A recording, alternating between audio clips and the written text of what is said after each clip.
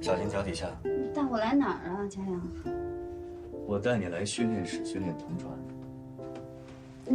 这是椅子，好，坐好。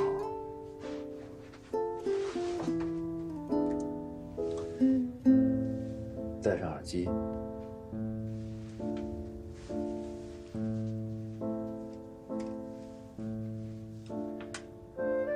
我现在放资料。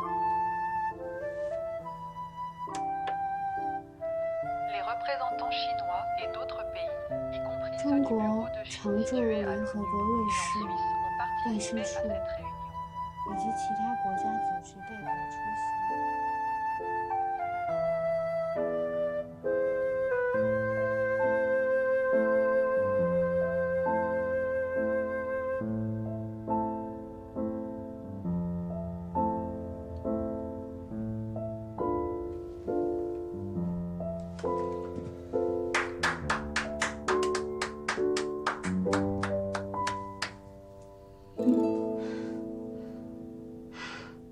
5分钟的同传量完成的非常出色。我是同传监，我完成了翻译工作。我早就说你没问题，你的心理障碍不是同传，是这个同传监。那我以后同传能不能都戴着眼罩啊？当然不行。真正同传的时候，你得随时看着搭档的嘴型，随时要做好准备顶上，还要看紧急资料。就算你戴着眼罩，谁扶你进同传箱啊？你这不是给搭档制造负担吗？所以我说我还是不行啊。谁说你不行了？咱们已经取得了初步的进步。我们现在能确定的是，同传箱里的视觉呈现是你心里的障碍。那么接下来，我们要找到是哪一部分。其实同传箱没什么特别的，就是铝合金板搭成的。你是不喜欢它的窗户，还是不喜欢它的门？没有啊，不是啊。那是，我们来想啊，你从外面进到同传间，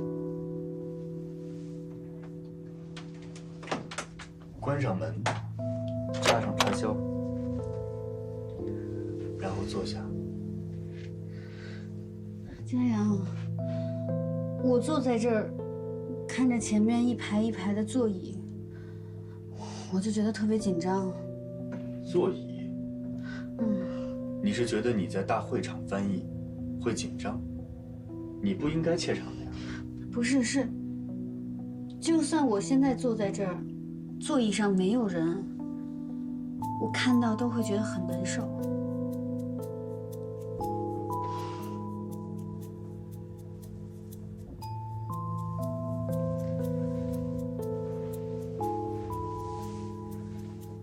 咱们别着急，一步一步来。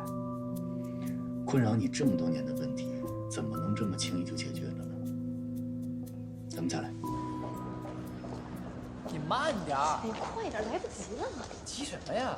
哎呦，我这大小姐啊，你可来了！你知道傲天哥帮你躺了多久吧？这女一号庄甜甜都在等你。他要是女一号啊？他没生我气吧？你一个女二号都迟到这么久，他当然生气了。还好他不敢生傲天哥的气。哎，你呀运气真好，有傲天哥罩着你。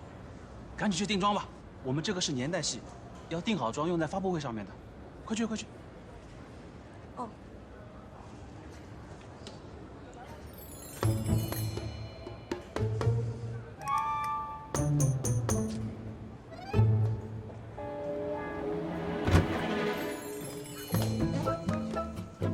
傲天。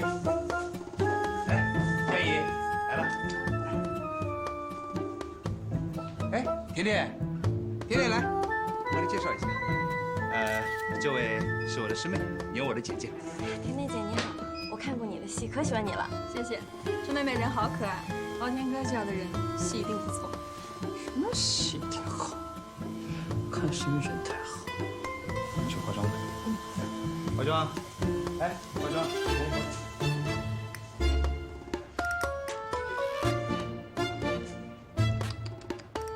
看看。看小白脸，蓝盈莹；这一看我，死鱼一瞪。不仅仅使2个国家受益，而且惠及全世界。中国总理在中瑞经济峰会的演讲中如此宣布，该会议本周4在北京进行。OK， 我找到问题的根源了，你就是不能看见会场，这个问题好解决。可是同传怎么能不看会场呢？我要关注发言者的反应啊！你看，你又着急了，一会儿脆弱到觉得自己根本进不了同传箱，一会儿又想马上解决问题，哪那么好解决啊？哎呦，那到底什么时候能解决问题呀？切勿急躁，我是你的导师，我都不着急，你着急什么呀？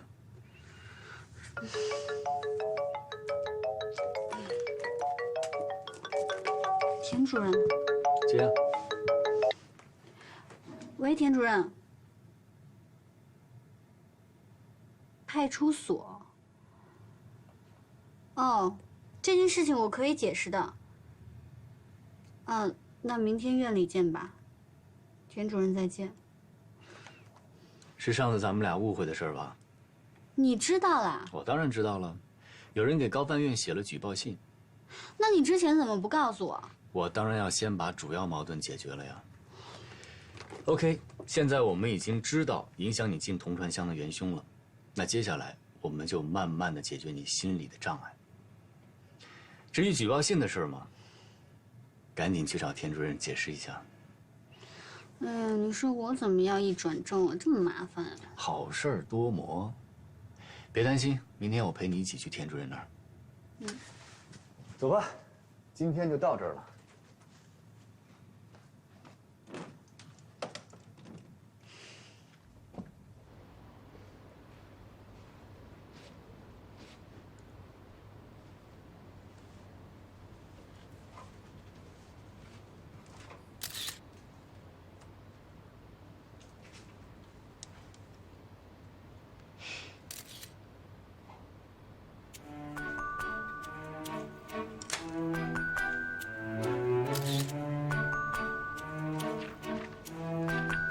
喂，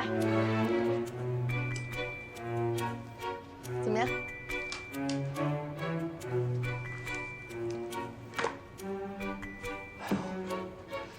这真有点亮瞎我眼的意思。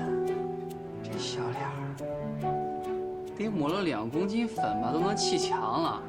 还有你这血盆大口、蛇精头的，想吃葫芦娃呀？你懂什么呀？这叫民国装扮，大红唇那叫复古，知道吗？为了整这么一桩，我从早上弄到晚上，我容易吗我？看着是挺累的。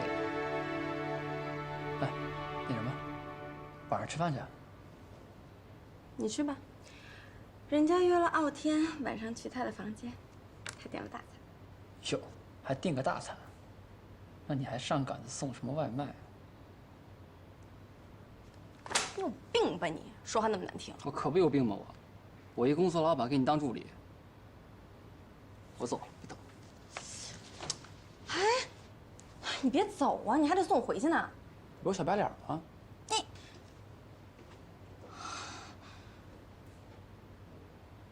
解约，一定得给你解约。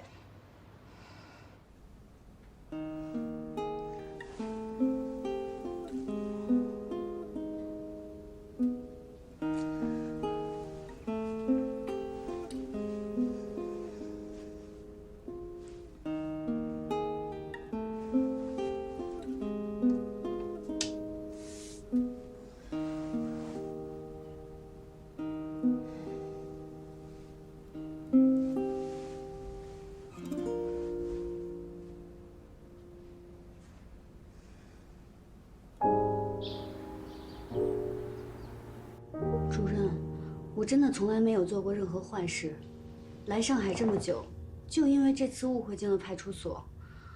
后来警察也调查清楚这是误会，就放我出来了。主任，我也是当事人，我可以作证，乔飞说的都是真的。写匿名信的这个人就是在嫉妒他，无中生有，就是想污蔑他。如果是这样，放心，高翻院会查清楚的。真的是误会。如果院里不信的话，可以去公安局调查，就知道我没什么可隐瞒的。真的吗？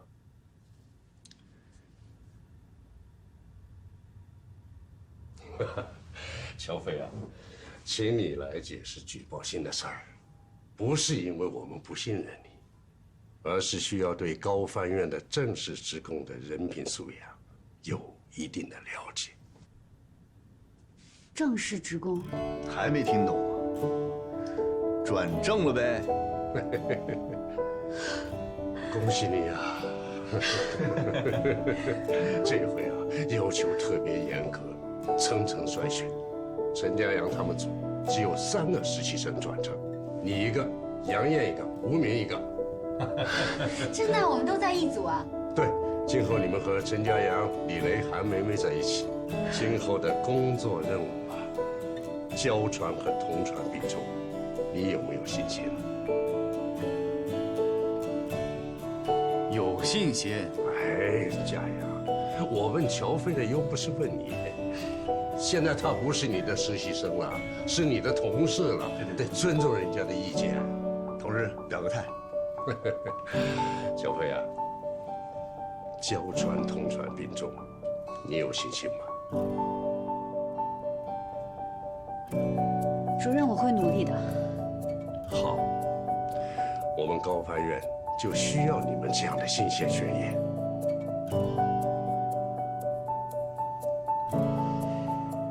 恭喜啊！恭喜3位新同事加入我们的团队啊！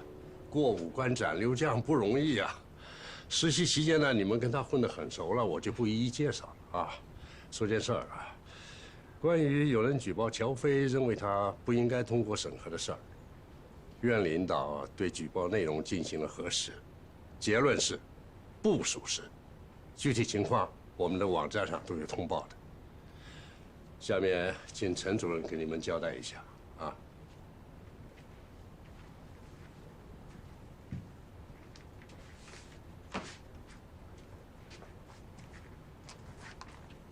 第1条，工作第1年，主要提升业务水平，不许出去接私活。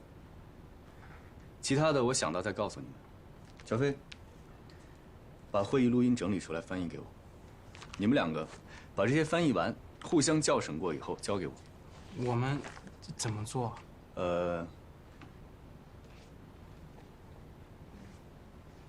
吴明，你坐那儿。杨艳，你坐他对面。小飞。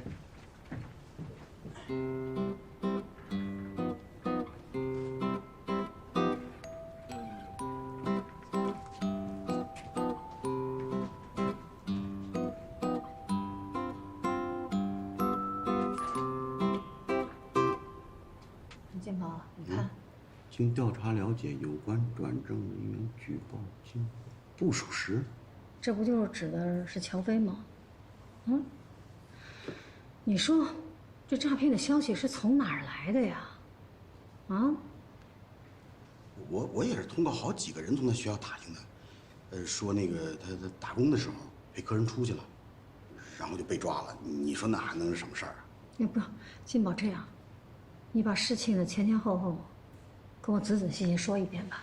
不是，你时间太长了，这可能都记不清啊。我提醒你啊，我可以提醒你。当时我想见见这个女孩，我就打电话约了她。后来呢？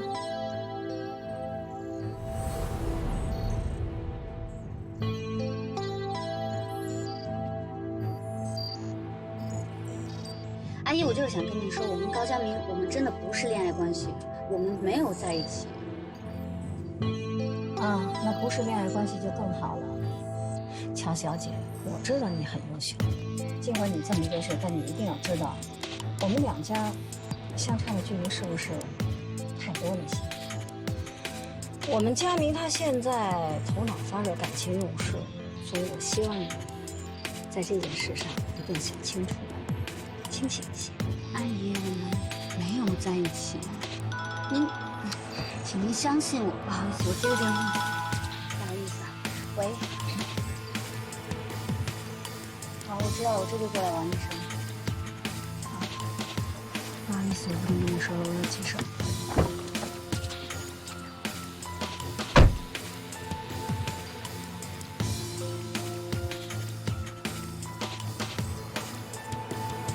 金宝，金宝啊，佳明和那个女朋友的事情，你帮我去解决一下吧。佳明呢，挺在乎你的，他妈妈呢又特别在乎佳明，所以你现在变成了我们必须要关心的了。我来看看你，也是来想了解一下。最近你们家里是不是谁生病了？你遇到了什么困难呢？我们家的事情我自己可以解决。一个女孩子，经济毕竟有限。佳明的妈妈是个企业家，你应该知道，钱对她来说不是很大的。叔叔，其实上次我跟阿姨聊的时候，我该说的都已经表达清楚了。我跟佳明之间，跟你们家之间都不存在任何钱的事儿。我知道您担心的是什么。我跟佳明只是普通朋友，我会去找他解释清楚的。是吗？你要是这个态度的话，那我就放心了。佳明出国几个月了，很快就要回来。我们都不希望他被这件事儿影响。其实佳明对我一直很好，我很感激他，但是我心里压力也很大，我也承受不起。你们是他的家人，也帮我多劝劝他，让他别再这样对我了。那工作时间我就先回去忙了。10万？当电话是银行的你，我刚给了你20万。叔叔，行，我现在有事儿，等我回来再说。乔小姐，您刚才往我卡里打了10万块钱是吗？有些话说的太明了就没意思。我觉得没什么不能说清楚的，钱我已经给您退回去了，您查收一下吧。退回来了？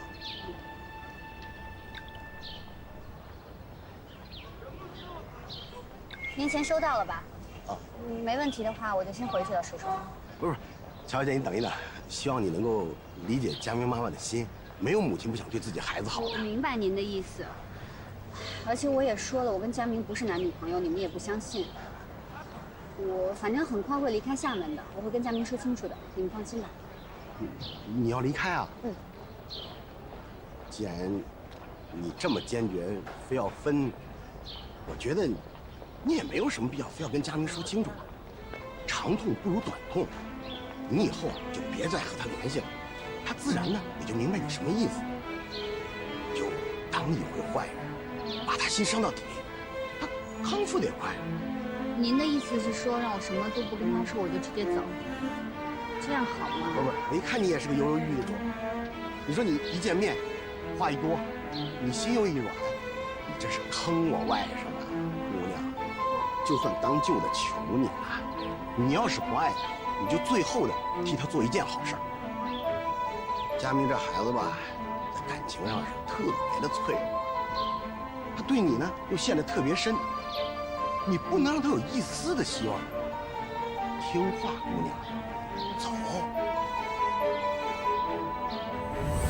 确实给他了10万块钱呢，他答应我以后不再见佳明了。后来呢？后来我不就把你给我钱给他了吗？他说要给他妈垫付医药费。我最终是让他跟佳明不再见面了。我觉得呀，他根本就是在利用佳明。这撒谎的最高技巧就说真话。什么意思啊？我什么意思？你不就这么干的吗？好着是找过我们也确实犹豫过，但你跟领导这么一说，就变成好多人集体跳槽，就你最忠心。行了，别说了，都是同事。我跟你说，你们要跟郝哲走这件事情，我根本不知道。他跟我说了，他要自己去跟领导说，我也答应了会帮他保密。谁也不傻，大面上过得去得了。想懂小机灵，搞职场办公室斗争，玩宫斗。我真的觉得你是那种破小说看得太多了。你要是讨厌我的话，你真的不用这样明里一套暗里一套。大家共事可以，有意见你直说。行了，都别说了，咱们3个不都转正了吗？还计较这些个干嘛？多少人当着咱炮灰啊，第1名。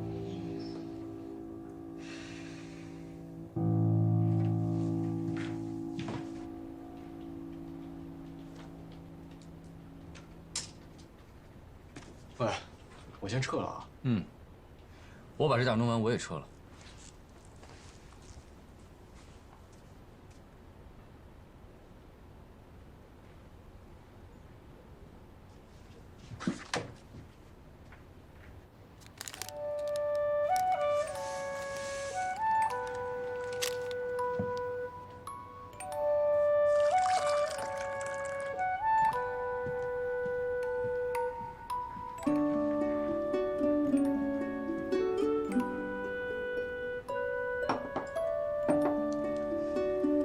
又喝冰的，我就想清醒清醒。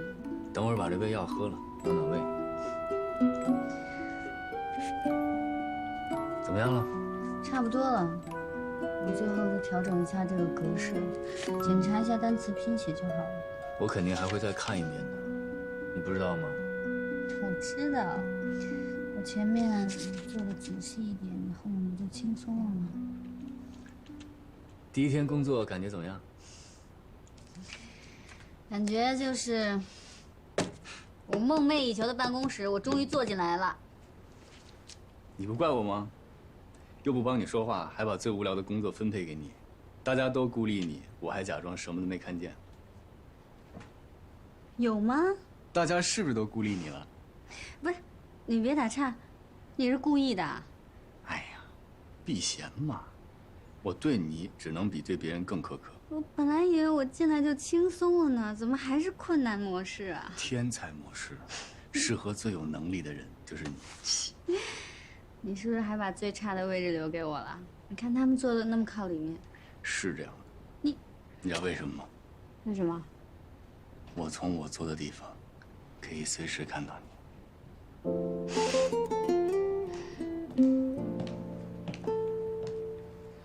佳阳，下班了吗？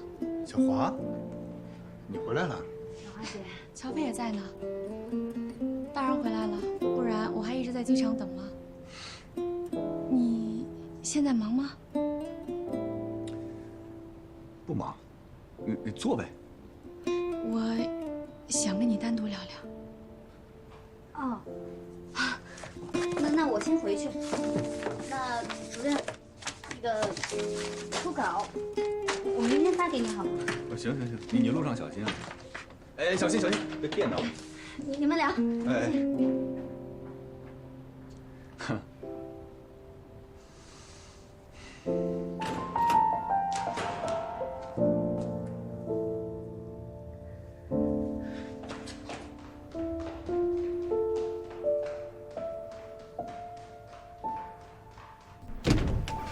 那天我等了你一会儿就先走了，后来你去了吗？怎么不接电话呢？佳阳，我认真想了想，是我太注重形式，太想要一个华丽的开始。可是万一书没寄到呢？万一里面的纸条丢了呢？万一你看到的时候就已经晚了呢？或万一你出差了呢？那我们岂不是又要错过了？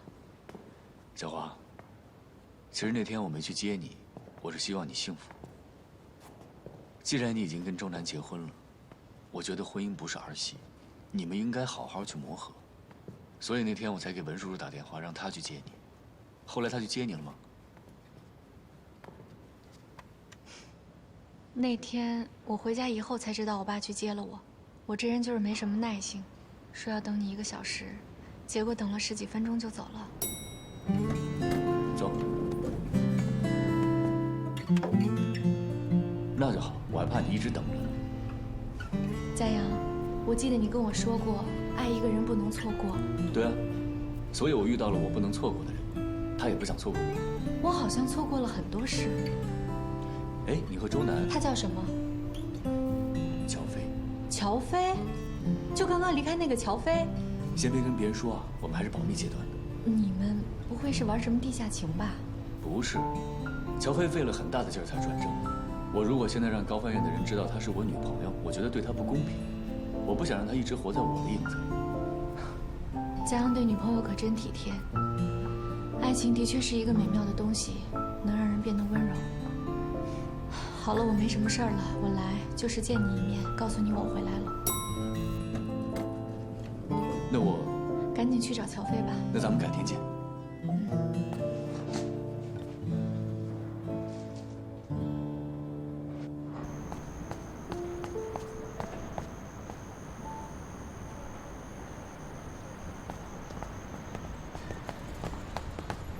跑得还挺快。我还可以走得更快。为什么自己走了？小华是可以知道的，咱们不用瞒着他。可能我是习惯了吧。不是说好先不让高发院的人知道吗？而且每次见到文老师，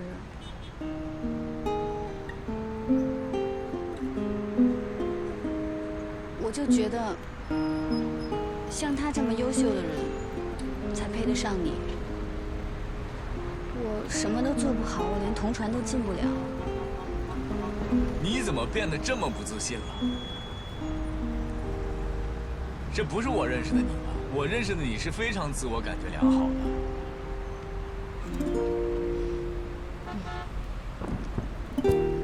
其实我每次见到文老师，都会有一点小自卑。我就觉得他这么优秀，你又喜欢他这么久，哎，我这么患得患失，我都讨厌我自己。我的傻丫头啊，你胡思乱想什么呢？那我现在告诉你，在我这儿，你只需要顾及好你自己的情绪，有任何的委屈只管告诉我就行。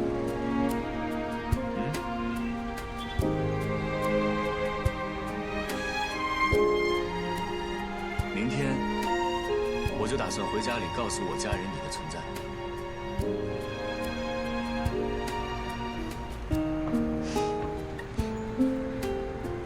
佳阳，我爱你。什么？你说什么？我没听清楚。刚才车吵了一下。哎呀！你再说一遍吧。哎。我要是没听错的话，你刚才说的是程家阳，我爱你是吗？我什么都没说。你骗人！你在骗我！你骗人是小狗啊！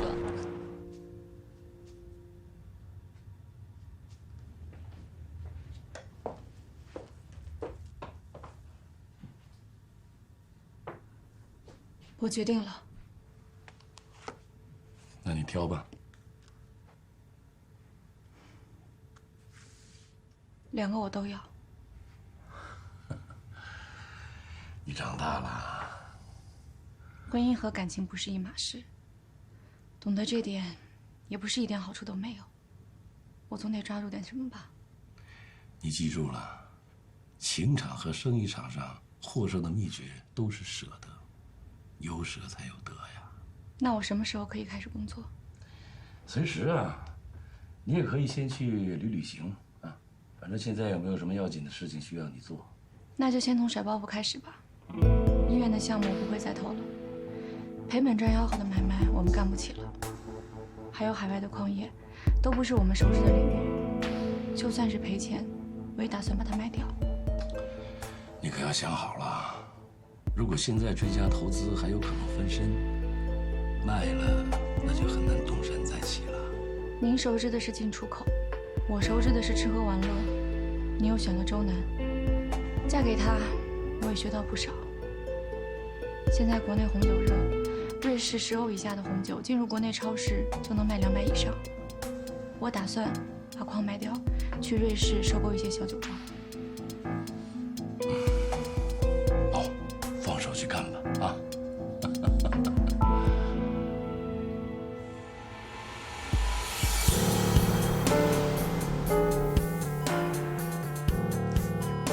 他的手在发抖。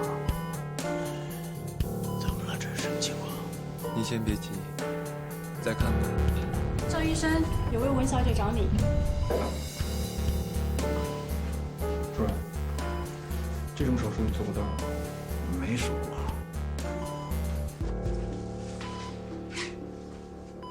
Je peux essayer. Je me spécialise dans ce domaine. Je fais de milliers d'opérations sur les animaux vivants en laboratoire.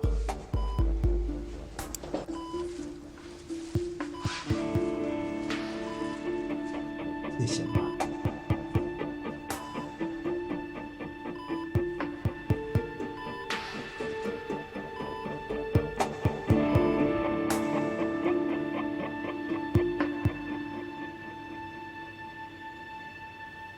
赵主任，截至目前您跟我说的都没有任何能打动我的突破性进展。我们也请了一些专家对该项目进行了重新的评估。这些专业的东西不是一句两句能够解释清楚的。我们这种商人归根结底是逐利的，对追逐利益的人来说，吸引眼球的东西才是最好的。也就是说，我们要用一句话让外行人觉得就是厉害的。我没有办法像写广告词一样的去搞研究。不需要啊，我并没有否认您的成绩，只不过我恰好喜欢过一个医生，看过一些相关的东西，所以说失败并不总是坏事儿。我失恋了，但我学会了一些医学知识；您失去投资，但是去学了一些推销手段。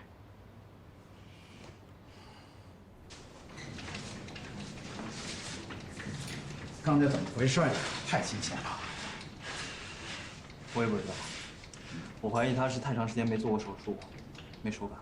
他的手一拿起手术刀就抖，真可惜啊！这命悬一线。手术非常成功。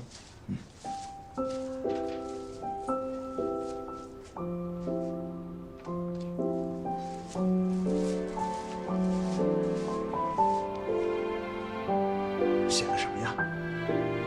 他说，我已经完全具备了操作这个手术的能力。好啊。决定就是这样，除非有更有利的进展，否则我们不会再追加投资。投我的项目。不必了。之前我们忙于扩展，涉及了太多不是我们熟悉的领域，才导致现在这样。我不会再冒险了。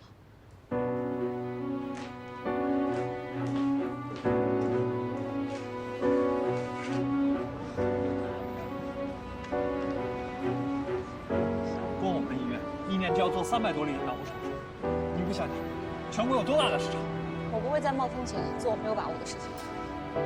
如果国内不生产，全器材从国外进口，成本翻倍，很多人做不起这种手术了。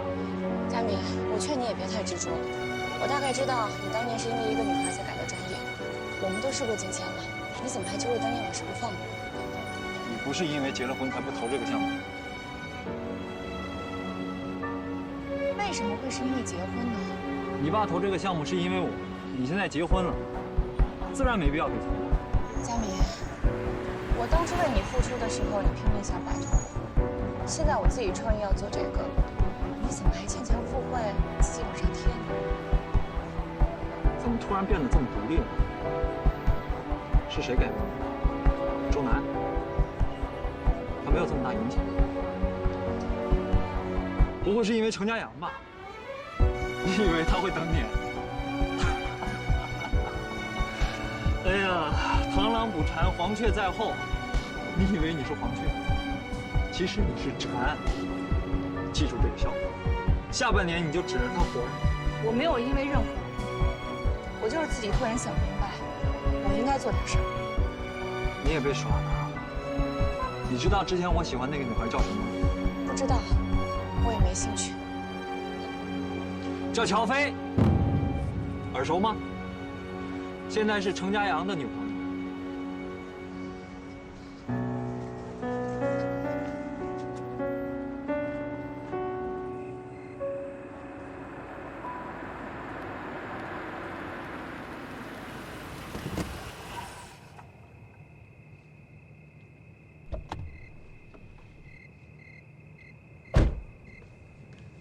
怎么不进去啊？等你，我来了，走吧。哎，给你提个醒，别跟你爸提乔飞，别把他带进家，别给自己找事儿。你是在替乔飞考虑吧？不用你操心，我有我的安排。进去吧。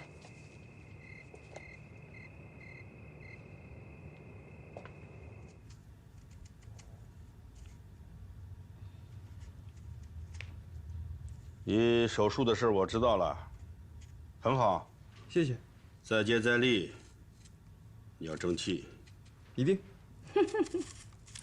今天真是太阳打西边出来了啊！这3句话以上居然没吵起来，还其乐融融的。今天挑事的任务不在我头上。佳明，说什么呢？哎，我说你什么时候搬回来住啊？你那手怎么样了？我有事情要宣布。等等，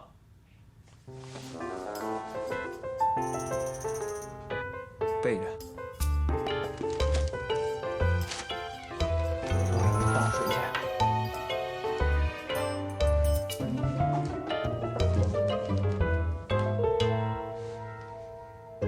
爸，妈，我谈恋爱了。哦，谈恋爱了，好啊。那个对象是干什么的？法语翻译。法文翻译。她叫乔飞。乔飞，乔飞是吧？这个女孩品行有问题，我坚决不同意。她的品行怎么有问题？消消气，消消气啊！哎，这怎么了？就不同意了？那女孩子可能很好啊。好什么呀？她之前是佳明的女朋友，现在成了佳阳的女朋友，你听懂没有？你明白没？嗯。哎呀，这个嘛，是得慎重考虑。女孩子的作风问题啊，是关键。爸妈，你们听我说，首先，我和乔飞好的时候，我并不知道他和我哥有过感情。其次，他和我哥已经是很多年前的事了，他们分开都已经有8年了，所以我根本不认为这是问题。哎呀，这事儿我觉得啊，只要你们3个人都说开了，其实也没什么。我持中立态度，我不是老封建。这不是老封建的问题，这个女孩就是在利用我的2个儿子。之前佳明就是为了她，把好好的专业给放弃了，哎，非转换了专业。现在呢，他又冲着佳阳去了，为什么呀？不就是要进高翻院吗？不就是冲着你的大名吗？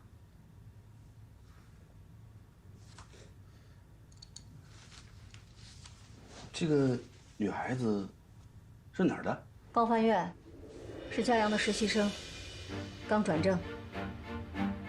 对。胡闹！你怎么能跟自己的实习生搞在一起了？我怎么就不能跟我自己的实习生谈恋爱呢？我正因为是程思远的儿子，我在工作上不能出错。难道因为我是陈思远的儿子，所有跟我谈恋爱的人，我都要问问他是不是因为是我爸吗？你可以不问，可以呀，你可以向他学习，你可以不认我。小小气，你好好跟他说，别急，你一急，他就光跟你生气了，什么都听不进去。佳阳啊，不是不让你恋爱，你恋爱我高兴还来不及呢，但是你找谁，也不能找实习生。你干到现在这个位置，还有很大的上升空间。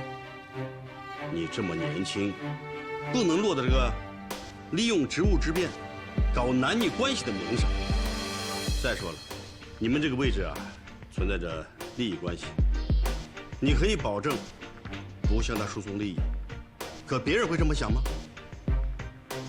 爸，我会很谨慎地处理这个事情，但是我不能因为我做了这个工作，我就放弃我爱的人了。那你为对方着想了吗？啊，打从他进来就顶上一个是程家阳女朋友的名字，就是他干出再多的成绩，别人也会联想到你。我们顾不了这么多，我顶着您的名字，不也走到今天了？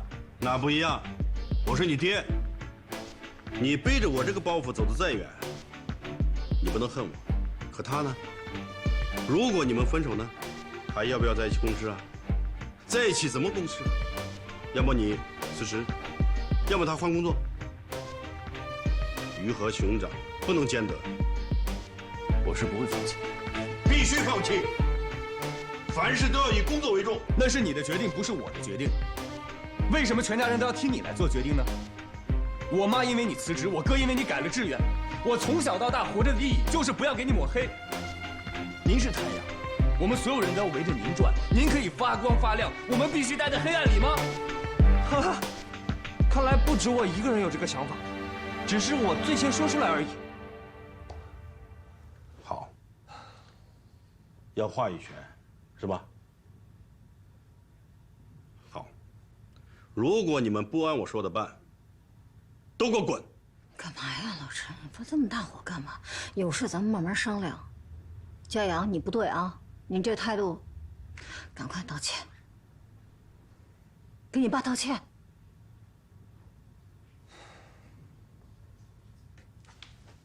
佳阳，你不要叫他。我和他不一样，我下个星期还来哟。去。我告诉你啊，从今往后，你不要再管他。能不管吗？自己的孩子，别生这么大的气，慢慢做思想工作，我必须给他给做回来了。